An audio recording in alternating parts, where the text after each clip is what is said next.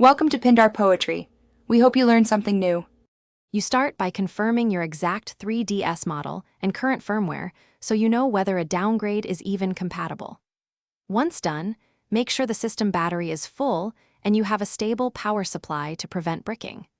You should also create a complete backup of all user data and saves before changing anything. This preserves your content if you need to restore. These preparatory steps reduce risk and give you recovery options without diving into risky actions.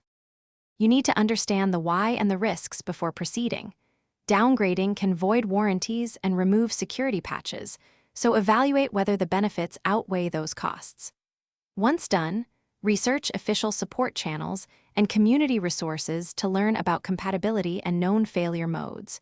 Do not rely on unverified downloads or tools that promise shortcuts. Make sure to preserve original system files and document each change so you can reverse actions where possible.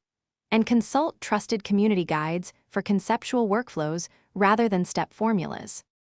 Once you complete your plan changes, verify the system boots cleanly and that your games, saves, and online features work as expected.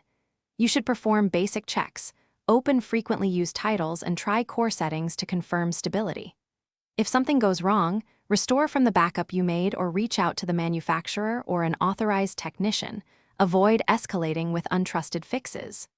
One key troubleshooting tip: if the system behaves oddly, power cycle, wait a few minutes, and